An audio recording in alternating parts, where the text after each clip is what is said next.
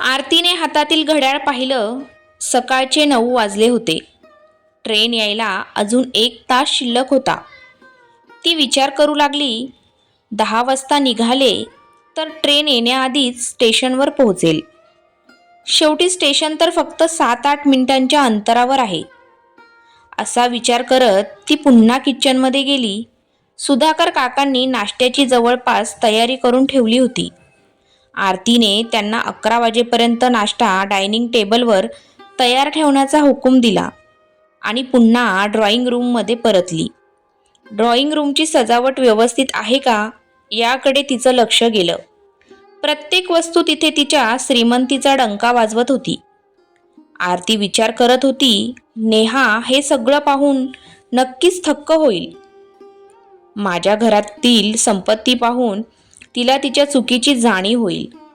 नेहा ही आरतीची छोटी बहीण होती, जी आज बऱ्याच वर्षांनी तिच्या घरी येणार होती. नेहाने आरतीचं घर पाहिलं नव्हतं असं नव्हतं, पण ती 5 वर्षांपूर्वी येथे आली होती. या 5 वर्षात आरतीचा नवरा सचिन याने आपल्या व्यवसायात मोठी प्रगती केली होती. आता तो शहरातील सर्वात श्रीमंत लोकांमध्ये गणला जाऊ लागला होता. याच गोष्टीचा आरतीला घमंड होता. ती आता शहरातील एका पॉश कॉलनीमध्ये राहत होती आणि आपल्या संपत्तीमुळे स्वतःला खूप नशीबवान समजत होती. आरती अभ्यासात कधीच हुशार नव्हती. तिचा दिवस फक्त मोठी स्वप्न बघण्यात आणि आपल्या इच्छांची पूर्तता करण्यात जात असे.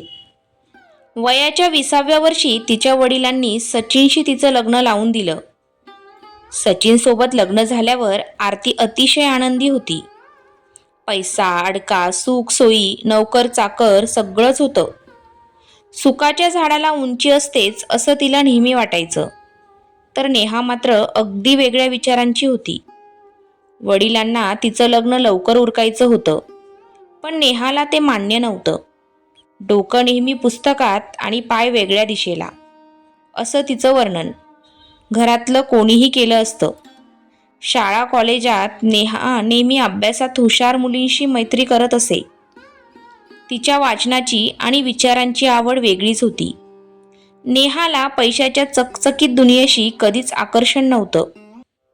मग तिने अचानक श्रीमंत स्थळ नाकारून 3 वर्षांपूर्वी कॉलेजमधल्या एका असिस्टंट प्रोफेसरशी लग्न केलं. हे पाहून घरच्यांना मोठा धक्का बसला. पाणी डोक्यावरून गेलं अशी त्यांची भावना झाली आणि त्यांनी नेहाशी सर्व संबंध तोडले. पण एकाच शहरात राहत असल्यामुळे किती दिवस आई वडील रागावून राहणार. मायेच्या गाठी कधी सुटत नाहीत, हे शेवटी खरंच ठरतं ना. 6 महिन्यांपासून नेहा आणि तिचा नवरा संदीप यांचं घरी येणं जाणं पुन्हा सुरू झालं होतं. आई वडील त्यांना बोलावू लागले होते आणि त्या निमित्तानेही आरतीनेही नेहाशी बोलायला सुरुवात केली.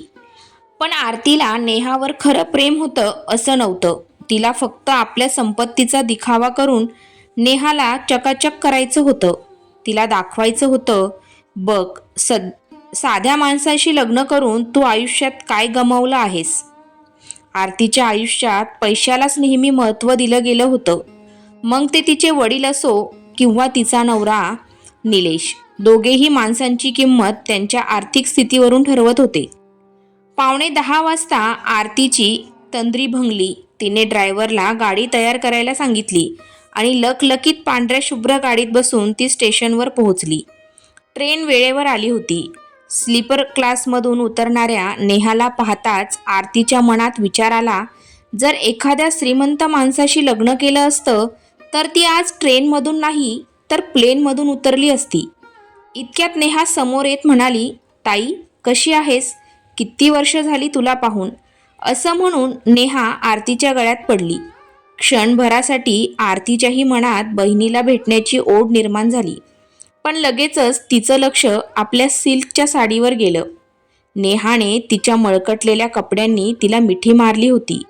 माहीत नाही ट्रेनमधले कसले लोक होते. असा विचार करत तिने मनातल्या मनात साडी बदलून ती ड्रायक्लिंगसाठी द्यायची याचा निर्णय घेतला. घरी पोहोचल्यावर आरतीने नेहाला आराम करण्याऐवजी थेट आंघोळीसाठी पाठवलं. स्वतःही तिने कपडे बदलले. नंतर डायनिंग टेबलवर नाश्ता ठेवून ती नेहाला हाक मारू लागली. नेहा मोबाईलवर बोलत खुर्चीवर बसली. बोलणं संपल्यावर तिने हसत आरतीकडे पाहिलं आणि म्हणाली, अरे बापरे ताई, हे काय, एवढं सगळं तू बनवलंय? डायनिंग टेबलवर मांडलेल्या पदार्थांकडे पाहून ती आश्चर्यचकित झाली होती. आरती हसून म्हणाली, अगं काही विशेष नाही. जोपर्यंत इथे आहेस खाऊन पिऊन घे. तिथे तर कदाचित असं काही मिळत नसेल. बोलता बोलता ती थांबली. खरं तर तिला म्हणायचं होतं, तुझ्या नवऱ्याच्या साध्या पगारात भाजी भाकरी पलीकडे काय मिळत असेल. पण तिने स्वतःला आवरलं आणि म्हणाली, आमच्याकडे रोजच एवढं सगळं बनतं. तुझे भाऊजी तर ड्रायफ्रूट शिवाय नाश्ताच करत नाहीत. नेहाने उत्साहाने विचारलं, अगं हो ताई, भाऊजी कुठे आहेत? ऑफिसला निघून गेले का? आरती गर्वाने म्हणाली, नाही, ते त्यांच्या कामासाठी दिल्लीला गेले आहेत. तेथून ते बेंगळूर आणि हैदराबादलाही जाणार आहेत. व्यवसाय खूप वाढला आहे. महिन्यातले 10-15 दिवस तर ते बाहेरच असतात. तिच्या आवाजात पैशाचा अभिमान स्पष्ट दिसत होता.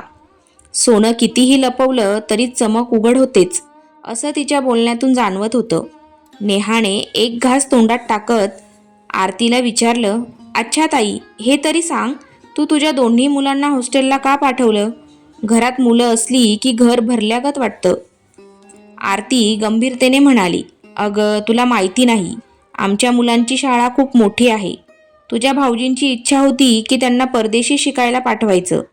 पण मीच म्हणाले, मुलं अजून लहान आहेत, हायर एज्युकेशनसाठी पाठवू. पण आत्ता पाचगणीसारखं ठिकाण ठीक आहे आणि पैशाची काही कमी नाही. मग मुलांना चांगलं शिक्षण का नाही द्यायचं? पण हो, ज्यांच्याकडे पैसे नसतात त्यांच्यासाठी कठीण असतं. हे बोलताना आरतीने नेहाकडे एक टोचणारी नजर टाकली. पण नेहाच्या मोबाईलवर आलेल्या मेसेजने तिचं लक्ष वेधलं होतं. ती त्या मेसेजमध्येच गुंतून गेली. त्यामुळे आरतीला गप्प बसावं लागलं. नाश्ता संपेपर्यंत नेहा मेसेज वाचत होती आणि रिप्लाय करत होती. तिने एकदाही तोंड वर करून नाश्ता पाहिला नाही, चव अनुभवली नाही. डाव्या हाताने मेसेज टाईप करणारी नेहा उजव्या हाताने घास तोंडात टाकत होती. हे पाहून आरतीच्या मनात राग उफाळून आला. तिला वाटलं, इतका छान नाश्ता बनवूनही नेहाला काही फरकच पडत नाही. नेहा उगाचच फोनवर हसत असल्याचं पाहून आरतीला वाटलं की नेहा आतून आनंदी नाही. ती तिचं दुःख लपवण्याचा प्रयत्न करत आहे. शेवटी आरती संतापाने म्हणाली, तू फोनवरच बोलत राहणार का माझ्याशी थोडं तरी बोलणार? बरं हे सांग, सुधाकर काकांनी केलेला नाश्ता कसा वाटला? नेहाने फोन बाजूला ठेवला आणि उत्तर दिलं, खूप छान ताई, पण तू स्वतः का नाही बनवला? आमच्या घरी तर मी स्वतः बनवते. हे ऐकून आरती अवाक झाली. तू स्वतः बनवतेस? नेहा शांतपणे म्हणाली, त्यात एवढं आश्चर्य काय?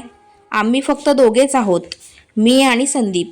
संदीपलाही स्वयंपाक करणं आवडतं, त्यामुळे आम्ही दोघं मिळून बनवतो आणि त्या वेळेत गप्पाही होतात.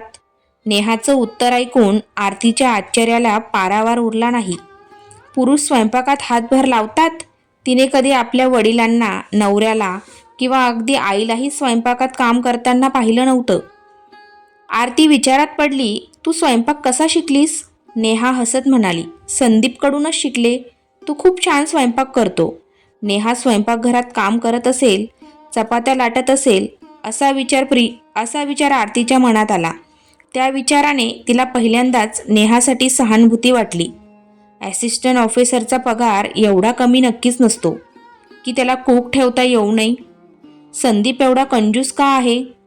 आरती रागीट सुरात म्हणाली. नेहा शांततेने उत्तरली, ताई, ते कंजूस नाहीत. उलट तेच खूप वेळा म्हणाले होते की कूक ठेव, पण मीच नाही म्हणाले. हातपाय चालत राहिले तर शरीरावर चरबी साठणार नाही. नाहीतर बसून फक्त खात राहिलो तर वजन वाढेल आणि मग आजारांना आमंत्रण मिळेल. नेहा सहज बोलून गेली होती, पण आरतीला वाटलं की नेहा तिला टोमणा मारत आहे. खरंच कमी वयातच 2 मुलं झाली आणि वरून दिवसभर आराम, मॉलमधून शॉपिंग, गाडीने फिरणे आणि पार्ट्यांमध्ये जाणं, हेच आरतीचं आयुष्य बनलं होतं. या सगळ्यामुळेच ती खूप जाड झाली होती. नेहाचा नाजूक शरीर बांधा पाहून आरतीला स्वतःच्या जाडीचं दुःख वाटू लागलं. ती नेहापेक्षा फक्त 2 वर्षांनी मोठी होती, पण दिसायला 10 वर्षांनी मोठी वाटत होती. नेहा मात्र आजही 20 वर्षाच्या मुलीसारखी सुंदर दिसत होती. आरती विचार करत पलंगावर झोपली. तिच्या मनात असंख्य विचारांचे वादळ उठले. फक्त 1 दिवस झाला नेहाला येथे येऊन, पण सकाळपासून संदीपचे न संपणारे फोन आणि मेसेजेस. आता सुद्धा दोघं एकमेकांना मेसेज करत असतील. 3 वर्ष झाली लग्नाला, पण त्यांचं प्रेम पाहून असं वाटतंय जणू कालच लग्न झालं आहे. आरतीच्या मनात अचानक दुःखाची लाट उसळली. तिला आठवलं, लग्नाला इतकी वर्ष झाली तरी निलेशने तिची कधी चौकशी केली नव्हती. कामाशिवाय त्याला तिची आठवण कधीच येत नसे. तो कामानिमित्त बाहेर गेला की आरती एकटकपणाने कंटाळून त्याला फोन करत असे. पण निलेश दरवेळी ओरडून म्हणायचा, माझ्याजवळ तुझ्यासोबत गप्पा मारायला फालतू वेळ नाही. दिवसा नव्हे तर रात्रीसुद्धा त्याचं काही ना काही निमित्त असायचं. कधी पार्टी तर कधी झोप. शेवटी आरतीनेच हार मानली आणि त्याला फोन करणं बंद केलं. पण आज नेहा आणि संदीपला सतत संपर्कात पाहून तिच्या मनात जळफळाट होत होता. निलेशला 4 दिवस झाले होते घर सोडून आणि त्याने फक्त पोहोचलो एवढं सांगायला फोन केला होता. त्यानंतर त्याचा काहीच पत्ता नव्हता. रात्री उशिरापर्यंत आरती पलंगावर कुसा बदलत राहिली. विचार मनातून जातच नव्हते. नेहाच्या फोनवर मेसेजचा आवाज थांबत नव्हता आणि आरतीचा फोन इतका शांत होता की तो जवळ आहे की नाही हेही कळत नव्हतं. संसाराचा रथ एकाच बाजूने ओढणाऱ्या बैलाला कधी सुख मिळतं का? आरती विचार करत राहिली. स्वतःच्या दुःखाचा भार पेलत हातात मोबाईल धरून आरती त्याच्याकडे एकटक बघत होती. शेवटी तिने निलेशला फोन लावला. 10 वेळा फोन केला, पण निलेशने उचललाच नाही. कदाचित फोन सायलेंटवर ठेवून झोपला असेल असं तिला वाटलं. रात्री उशिरापर्यंत ती स्वतःलाच धीर देत राहिली की उद्या सकाळी तिचे मिस कॉल पाहून निलेश स्वतःहून फोन करेल. दुसऱ्या दिवशी नाश्ता करताना नेहाने टोमणा मारला, ताई, कालपासून बघते भाऊजींचा एकदाही फोन नाही आला. नेहाच्या बोलण्याने आरतीला असं वाटलं जणू कोणीतरी तिच्या जखमेवर मीठ चोळलं. ती रागाने उत्तर देण्यासाठी तोंड उघडणार होती, पण लगेचच स्वतःला सावरत म्हणाली, निलेशला खूप काम असतं. एवढा मोठा व्यवसाय सांभाळणं सोपं नाही. तुझ्या नवऱ्यासारखं त्याला मोकळा वेळ नाही जो बायकोबरोबर 24 तास गप्पा मारत बसतो. गडबडीत तिने खोटं बोलून टाकलं. काल सकाळीच तू येण्याआधी निलेशशी खूप वेळ बोलत होते. रात्रीसुद्धा खूप उशिरापर्यंत आम्ही बोलत होतो. शेवटी मीच म्हटलं की आता खूप उशीर झाला आहे, झोपायला हवं. हे सांगताना आरती नेहाच्या नजरेला नजर देऊ शकली नाही. आरती हातात मोबाईल घेऊन विचार करत होती, 10 वाजले आहेत. अजूनही तो झोपून उठला नसेल का? माझे मिस कॉल पाहिले नसतील? किमान एकदा तरी फोन करायला हवा होता. तिच्या मनात एकटेपणाची भावना झिरपत होती. तिने पुन्हा निलेशला फोन लावला, पण यावेळेस त्याचा फोन बंद होता. रागाने तिने थेट निलेशच्या ऑफिसमध्ये फोन केला. त्याची पीए तरी मला सांगेल निलेश कुठे आहे. ऑफिसमध्ये फोन उचलणाऱ्या व्यक्तीने घाबरत घाबरत सांगितलं, सरांची पीए तर सरांबरोबर मुंबईला गेली आहे. हे ऐकून आरती सुन्न झाली. म्हणूनच निलेश तिचा फोन उचलत नव्हता. तिने नेहमीच निलेशला सांगितलं होतं, मुलं घरी नाहीत, आपण कुठेतरी फिरायला जाऊया. पण निलेश नेहमी सांगायचा, मी दिवसभर कामात असतो, रात्री उशिरापर्यंत मीटिंग चालू राहतात, तू उगाचच हॉटेलच्या खोलीत बसून कंटाळशील. आरतीला आता जाणू लागलं की निलेशने तिचा विश्वास आणि भावनांचा अपमान केला आहे. तिने विचार केला, नेहाला मी का बोलवलं? मी सुख सोयींमध्ये राहून स्वतःला आनंदी मानत होते, पण नेहाने येऊन माझं सुख हिरावून घेतलं. आज नेहाच्या चेहऱ्यावरचा आनंद पाहून आरतीला पहिल्यांदा जाणवलं की पैसा म्हणजे सगळं काही नाही. आयुष्यात नवऱ्याची साथ असणं हे खूप महत्त्वाचं आहे. आरतीचा चेहरा उदास पडला होता. आरती तिच्याकडे बघायलाही घाबरत होती. तिला भीती होती की तिच्या चेहऱ्याची चमक तिच्या मनातील अंधाराला आणखी गडद करू शकते. दुपारच्या जेवणानंतर दोघीही बोलत बसल्या. नेहाने आरतीला विचारलं, ताई, तुझी अशी काय अवस्था झाली आहे? मुलं हॉस्टेलमध्ये आहेत, भाऊजी एवढ्या दिवस बाहेर राहतात, एवढा मोठा दिवस एकटी कसा घालवतेस?